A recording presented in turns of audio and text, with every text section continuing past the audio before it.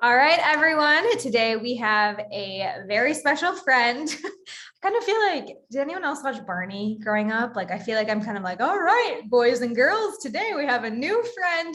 But believe me, you're going to enjoy this conversation because Tanya Taylor has spent the last 23 years on Wall Street working for or with some of the largest international banks and insurance companies. As an undocumented immigrant arriving in America at age 16 and seeing many people living this paycheck to paycheck thing, she was committed to not just change her life, but she's now spent more than 20 years teaching others, individuals and small businesses, how they can transform their lives financially. She's created Grow Your Wealth Financial, which is an education platform to teach professionals and small business owners how to ditch bad debt and create a 6 or 7 figure income by learning how money works. So that they can then build a legacy without feeling stuck. She loves traveling the world and has been to 50 plus countries. And we have so much to dive into here, Tanya. Thanks for being here. Oh, absolutely. I'm so excited to be here. Thank you for having me. Yeah. So as you can hear already from my Barney randomness, I like to be really transparent and just honest. And I have to say that when I saw what you were up to, I thought, what a breath of fresh air. How many times have we watched movies? Me personally had this stereotype of who's on Wall Street in my head. And they were not creating educational platforms or giving back any of their good. So tell us a little bit about, how, if you really were kind of an odd duck in a great way, tell us a little bit about that experience being in Wall Street and when you decided, I want to leverage this knowledge and share it with others. I don't see that being common. Yeah. So, I'm a CPA and I've worked with, as you mentioned in my bio, a lot of large firms. So I've either worked directly with them or through the company that I work for, overseeing them. And it's interesting because even though that aspect of my career has been great, the other aspect is that because of where I come from and sort of how I grew up, there was so much poverty around me. And there were so many people around me that were living paycheck to paycheck. Mm-hmm. And I really wanted to change that. So there's a lot of education that I got working on Wall Street that I thought I could use to transition into some of what I'm doing. So for example, for a long time, I was an auditor and I learned a lot about how a mutual fund works. What are the fees inside of a mutual fund? What are pension funds? How do those things work? And I thought how great it would be to also be able to leverage that and teach people. Now, part of why I was on this mission to teach people how money works, however, is that for me, growing up in poverty, I did not want to stay in poverty. And I felt that if I could learn how all of this works, and then how great would it be to go out there and then start teaching others so that we can break the cycle of poverty. And for me, also being a Black woman in the Black community, money is not something that we talk about a lot. Generally speaking, even across all diverse categories, people don't always talk about money, but I think in our community, there is a big gap. And I just wanted to help in that way as well, to just help people to learn simple things like, how does credit work? How can you improve your credit? Yes. How do you create a budget? So that's really what got me started. And then I was able to take all the information that I've learned in my profession and kind of merge those two together to help people to really start learning how to become more financially savvy. Yeah, we hear this over and over, especially with entrepreneurs of oh, if I only knew this earlier, why didn't they teach me, how to budget in school? Or why didn't they teach me how to do my taxes? All they did was give me a recorder or, make me line dance in gym class. They didn't teach me lifelong skills, right? And so it's always inspiring to hear people who aren't just yakking about that, but actually taking action. So tell us about not only the decision to build this financial education platform, but what were some of your first steps? I think everyone's always interested in, the beginning, the origin story of growing. So to be quite honest, it was almost like a natural thing. So I'm in my career on Wall Street and I'm thinking, okay, what's my next move? I was getting my MBA, finishing up my MBA, and I thought, okay, I want to do something different and I want to do something more impactful. So I had been teaching people personal finance for like, at that point, I guess 20 years, 18, 19, maybe 19 years. And it wasn't holistic in the sense that the way that I was doing this teaching is that I aligned myself with different organizations. I did some one-on-one as well, but there wasn't a comprehensive where I'm teaching you budget, where I'm teaching one person, if they are starting from scratch and know nothing, budgeting, credit, then how to invest in the stock market, and then tax and wealth building. There wasn't that one thing. So I thought, okay, so I know for sure that I want to continue to do this. I want to have this impact. How do I approach this? So I had been a stock market investor for 20 something years, and I had ran a stock market club, like a couple colleagues and I, we just were like, okay, let's start investing. And so we created this investment club and we learned how to invest. So when I initially started, I was just teaching how to invest in the stock market. I actually had some coaches and they recommended that. But one of the things that I kept getting feedback from people were like, okay, it's great to learn to invest in the stock market, but my credit's bad. I'm in debt. I don't know how to budget. So I want to do the investing, but I don't know how to do the other things. So can you help with that? And so I took a step back and I thought about, okay, what would I have wanted to know? And hearing these people saying, I want to learn other things, I felt that it was important to listen to what people were saying and then to create a product where people can get the benefit of not just investing in the stock market, but understanding, where do I find the money? If right now I have a job and all my money is going out the door, so I don't even have the money to invest. But a lot of times that come from, like you were saying, small business owners, they make the money, but the money go out, right?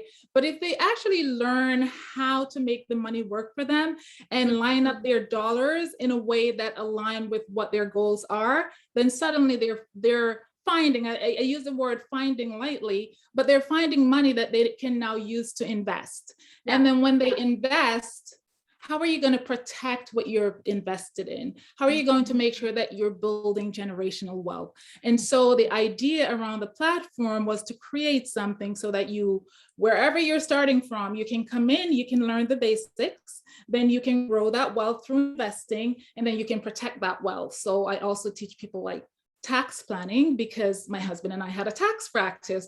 So it's very difficult to be able to teach tax planning. And then wealth building, I was in the insurance industry for almost 12 years. So I know some of the insurance product that people can use, you know, and help them to facilitate, like, okay, how do you do estate planning? So I'm not an attorney, so I don't create an estate plan, but provide you the guidance so that you can go out and do that. So that's the comprehensive platform that allows people to be able to have all of that benefit. That holistic piece. And you're making me think about my CPA kind of financial advisor, if you will. And she always talks about money like a diet. Like if you want to lose weight, or you want to lose debt, or you want to gain muscle, or you want to gain assets, like you can't just like only do dumbbells and be like, I'm going to save, right? You also have to look at your nutrition, and you have to look at your stretching. And like, you know, I think that's so important, because a lot of us we can relate to that, right? Because health and weight and all of that is like out there. But there's this weird dynamic around money, like you said, people not talking about it. And I was sort of, as you were talking, I was sort of envisioning like a messy closet, right? Like, okay, I got to deal with my money. It's been like dark and scary in there for a while, but like, let me open it up. Okay, let me figure out my net worth, or like, let me figure out this. But then it's like, you just keep finding all of these like secret doors of like, oh, I could invest. Oh, Roth IRA. Oh, all these new words I didn't even know about. And I am just like so jazzed by how it sounds like, you know, you've had all these businesses and you've done all these things and you've got so much knowledge, because it seems like when you open the door to really look at your finances with the intention, I want to line my dollars up with my goals, that there's so many things to be looking at. It's not just getting rid of debt and saving, right? Correct. Yes. And I think that's what a lot of people miss. Well, aside from the fact that if a lot of us, right, we may make good money. I have a lot of friends who make multiple six figures. And if you have a conversation with them, like their money come in, they may put a small amount in their employer sponsored IRA, and you talk to them about insurance and they're like, yeah, I don't really have that. And you talk to them about other things, so many other pieces. And they're like, I never thought about that. I didn't know that we need to do that, right? Even insurance, like, well, I have insurance through my job, but what if you don't have a job anymore? Then what happens? So it's just really taking each piece and saying, okay, what is your long-term goal? And if your long-term goal is, okay, I want to retire at 55, I have children that need to go to college, so I need to build a college fund, and I want to make sure that I have health funds put away, whatever the case is, right? You have those things.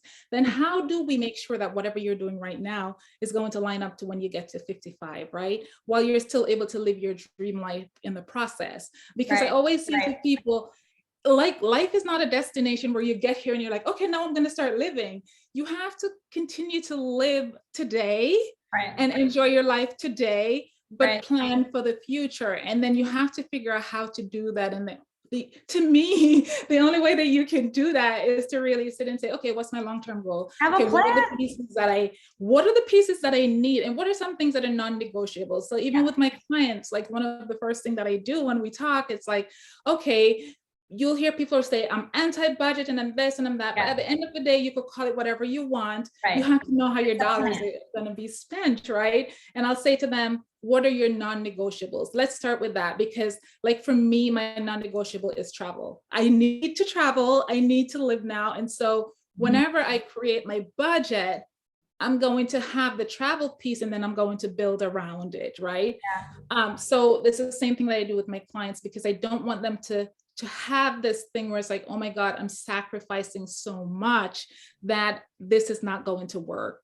Back to the diet idea, right? Like I'll be exactly. When I'm 10 pounds lighter, and then you just like, you go and put it back on in like 2 weeks. You're like, oh my God, I put all the weight back on because I was just like, I cut everything out. And so that's not the idea that we want to have. We want to make sure that we're doing it in a way that is going to be sustainable, and you're going to be excited about it because you're like, you're seeing progress, but you're still doing things now that you can enjoy.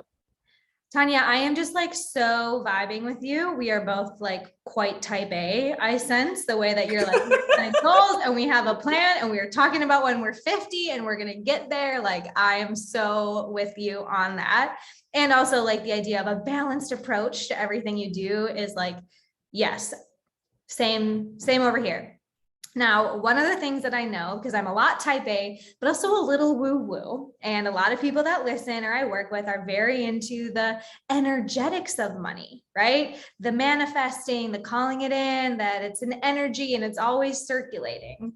So what advice do you give to people who are like, oh no, I can't look in this closet of my finances. Like it is a spiritual movement, you know, how do we navigate that sort of philosophy that money is energy?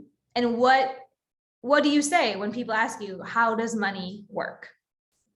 Yeah, so two things. So yeah, I'm into manifestation. I'm actually big into manifestation as well. And, you know, when it comes to money and saying money is energy and there's all this money that could flow to you, right? But at the same time, we have to use wisdom with the manifestation. So there is money out there, there's money to be gotten, but we also have to plan what we do with that money once we get it. Or if we don't have it right now, how are we planning to get this money as we're doing all of our manifestation and all of that other things as well. Your second question, I'm sorry. Yeah, no, I loaded you up. I'm just so jazzed about this. So the other question is, when people ask you, how does money work? What do you say? Yeah, and I think this is where, for me, I feel like for everybody, it's different, right? So for you who are someone who, if you say, you know what, I need to understand how money work and I'm starting from point zero. I have absolutely no idea. I just know that I get a paycheck and I pay my bills and that's it. You're going to be someone very different than someone else who says, hey, Tanya, I have all this money and I don't have any debt, I have good credit, and I want to invest. So how's your money going to work for you? For the person who already has that foundation, so it's more, how do you want your money to work? Do you want to invest it? And if you are an investor, what kind of investments do you want? Are you a risk taker, or are you more conservative? And what is your goal for this money? So for example, if you say, well, I want to have X dollars by this time, is it realistic? Because I believe in couching things in a realistic way. So if you're someone who's a little bit more aggressive, but you can, because you can be aggressive and be realistic, right? As opposed to someone who says, you know what, I am never going to invest in the stock market, but I can invest in ETFs or mutual funds, because that's a little less risky for me and I'm more comfortable doing that. Whereas someone else might say, I can do a little bit of trading and I can invest in the stock market, and maybe I'll dabble in a little bit of cryptocurrency. So for them, that's how money would work for them, right? But even with that, we would still want to balance it out to make sure that as you're thinking about how your money is going to grow over the long term, that is in a safe way, that you're not taking these massive amounts of risk that in the long run is actually going to put you more in jeopardy, as opposed to really starting to see your money grow over time. Yeah, aligning your choices with your dream life. Like, I think that's such a great, holistic, but also personalized approach, that it isn't, one size fits all, but It's not. Yeah. All right. I gotta bring this up because you said risk and the C word. What do you think about crypto? Like, so much conflicting information out there. I would just love your 2 cents, pun intended. So crypto is one of those things where what I have said to client, and I'll just be totally honest, even with myself too, like crypto has been around for a while, and getting a little bit technical, it's not regulated. So they're still trying to figure out what to do with crypto in terms of regulating it. And I don't know when that's going to happen. But it's one of those things that you could make a lot of money in a very short period of time, but you can also lose a lot of money in it in a very short period of time too. So what I have said to clients is, if you were to think about building wealth as a pyramid, right? Especially if you are a risk averse person, but to me, even if you're not a risk averse person and you're willing to take risk, you don't want to put all your eggs in one basket. So if you feel like you want to dabble in cryptocurrency, that's okay. But maybe you take 5% of your total investments and you start there. And if you make a lot and you want to risk it all, then at least you know it's still only 5% of what you have, as opposed to taking all of your investment and saying, hey, I'm going to invest in crypto. So that's my thought on crypto. And I am invested in crypto, but I remember the first time I invested in crypto, I said to myself, I'm going to take this money, I'm putting it in crypto, but I know that there's a possibility that I could lose all of it. And I'm willing to lose this money, knowing though that if I don't lose, I could potentially make a lot with it. So that's how I approached it. And I use a very small, so again, I look at things as a pyramid. What's at the bottom of my pyramid is a safer investment. And as we go up, it gets a bit more risky. And then I'm okay with that risky piece, because it's either going to bring me huge returns or it's going to be a loss, but I'm okay with taking the risk with that loss. Girl, like you were literally doing the food pyramid thing. Like, what am I on over here? I've been talking to so many health coaches. I'm like, this is a diet plan, like not a diet. Like people are anti-word diet and budget, but it makes so much sense. How do things work in our life? How do we make change? How do we get to goals? It's a balanced, holistic, long game, right? Yes. Yeah. Yes, I totally agree. So if people, like, so much wisdom, so much information, if people want more and they want to keep aligning their money with their goals and really figure out how to make money work for them, where can they continue this conversation and learn more about how to work with you? Yeah, sure. So my company is called Grow Your Wealth, and I am on Instagram as Grow Your Wealth 10X. I'm And I like also saw on. you holding hands with an elephant, which I think is so Oh, cool yeah. for a I was in CPA. South Africa. I was walking with the elephant, which was awesome.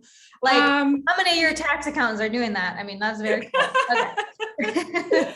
That's what I talk about, balancing life with really just, getting your finances in order. So yeah, they can definitely check me out on Instagram. You'll see my little streaming reel, which is something I recently started with my elephant. And I'm also on Facebook as Grow Your Wealth as well. So I have a Facebook group, Tanya, Taylor-CPA, Grow Your Wealth. And I offer a lot of advice within that group, just around all the topics that we mentioned. So whether it's budget, credit, debt, investing, or wealth protection, because I feel like you can't have one without the other. And if you could look at all of it in a holistic way, then that's an amazing way to help people and to help people to just get past wherever they are at this present time. Oh, amazing. I am so grateful for your energy, insight, and just pure value. This was amazing and super helpful. So we'll make sure we have links to connect with Tanya Taylor in all the places. And listeners, I'll be back next week with another inspiring and very cool guest that will help you make your dream life your real life. Awesome.